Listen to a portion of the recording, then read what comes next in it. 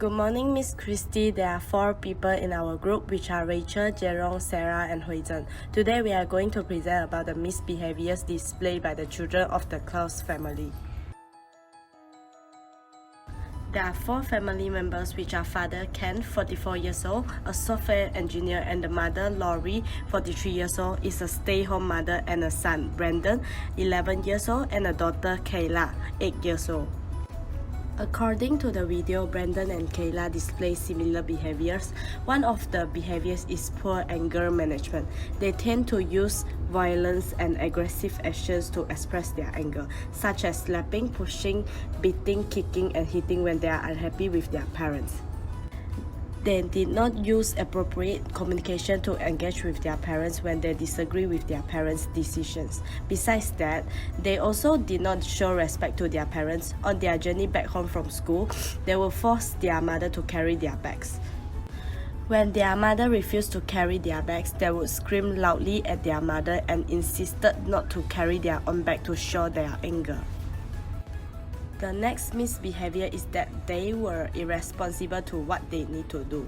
From the video, we can see that they dragged their homework till late night as they refused to complete their homework on time. They would also negotiate with their parents for the time to complete their homework, as they always try to avoid doing their homework always. From here, we can see that they have low responsibilities towards their academics. According to the misbehaviors mentioned by Madeline, we have extracted a few factors that can cause the occurrence of these children's misbehavior.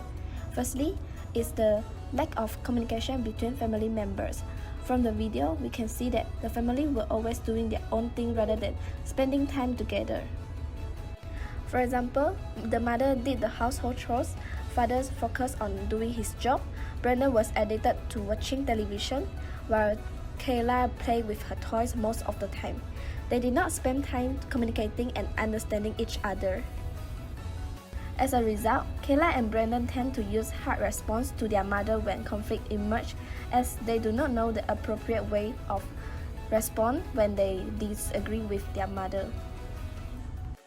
Additionally, the father practiced an uninvolved parenting style while nurturing their children.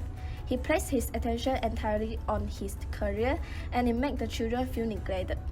This can cause the children to have poor anger management. The children tend to have hard response, such as shouting and screaming, to express their anger. Since they felt ignored by their father, this is the way that they use to seek attention from others. Due to the uninvolved parenting style, a positive relationship among family members is not built. They fail to fulfill their love and belonging needs in Maslow's hierarchy of needs, as they will not feel loved and cared for by their parents. Without a positive relationship between parents and children, the children tend to have no trust and respect when they interact with their parents. It causes them to disobey their parents' instructions, thus misbehaviors occur. The next factor is the lack of routine or time management. They have no established house rules and a set of daily routine for the children to follow. Therefore, the children did not know what was expected to be done in a day. It caused the children to drag their homework till late at night, and they did not realize that each of them has their own responsibilities in daily lives, such as helping with household chores and completing their homework. According to Maslow's hierarchy of needs, children have not fulfilled their physiological needs, as sleep is considered as one of the human basic needs. Since children dread their homework till late at night, they will not have enough energy to carry out daily activities. For example, the children were unable to focus on class, sporting, and completing tasks. As a result, it affected children's health as well as academic performance. Next up, we will move on to the strategies used by the Supernanny. The Supernanny have implemented a few strategies to help the Klaus family to solve the family's issues faced. One of the strategies that Supernanny had established is creating house rules. She gathered the family members to establish a few house rules. This is to let the whole family fully understand the house rules. Additionally, she also explained the consequences of breaking the rules so that the children will not have misunderstanding towards the rules and consequences established. In the video, the Supernanny also created a list of privileges that interests Brandon and Kayla. These privilege strips are attached to a piece of paper. If someone breaks a rule, one privilege strip will be removed. For example, in the video, Kayla had broken the rule no hitting or kicking, hence, her mother removed the privilege of no dance class. This strategy is extracted from Skinner's operant conditioning theory, which is negative reinforcement. For instance, this way is able to reduce the behavior of hitting by Kayla, and at the same time, the dance class acts as a reward if she behaves and does not break the rule. Moreover, positive reinforcement is also implemented where both Brandon and Kayla will be able to enjoy fun time as a reward after they have completed their homework. Therefore, this provides them with increased motivation to finish their homework efficiently. This strategy is also related to Piaget's moral development, where it practices the reasoning skills of children. Through this strategy, it provides chances for children to think and make decisions when they intend to display a certain behavior. According to Piaget's moral development, Kayla is in stage 2, which is heteronymous. In this stage, the rules given by adults to the child is unchangeable and tells them what is right and wrong.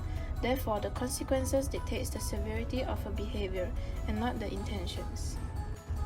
This strategy is also a good way that can be applied in the classroom, where the teacher states and explains the class rules to the children, followed by creating a reward chart system, where children will be divided into groups and be rewarded if they behave and follow instructions. This can decrease the unwanted behaviors displayed by children and also act as a motivation for students to reinforce good behaviors. The second strategy that was used in this video by the Supernanny is to help Ken and Laurie to work on the children's strengths and interests and increase parental involvement in children's daily life. When we work on children's interests and strengths, we are able to allow children to participate in the things that they love to do. It will help them to feel belonged and valued when they are able to perform well. Hence, this will eventually increase their self-confidence and self-esteem, thus fulfill the love and belonging needs as well as the esteem needs of children in the Maslow's hierarchy of needs. Example shown in the video is that after the Supernanny had identified Brandon's interests and strengths, that is in joining gymnasium, she suggested that Ken to take Brandon to the gymnasium, accompany Brandon while he was practicing in the gymnasium as well. During the process, Brandon did well during his practice and had received praise from his father and the coach. Brandon seemed to be happy upon receiving the praises. This increased Brandon's self-confidence and self-esteem. Moreover, with Ken's company, Brandon had more interaction with his father. This can help Ken and Brandon to build rapport and trust between each other.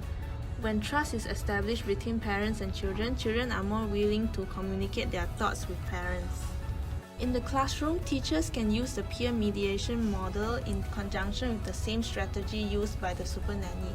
Teachers could appoint students with behavioral issues as peer leaders. This way, when the students participate and take charge in helping their peers, they will feel more valued. Take charge in helping their peers, they will feel more valued, and this could increase their self-confidence and self-esteem, which will eventually fulfill their love and belonging needs as well as esteem needs in the Maslow's hierarchy of needs. And this could increase their self-confidence and self-esteem, which will eventually fulfill their love and belonging needs as well as esteem needs in the Maslow's hierarchy of needs.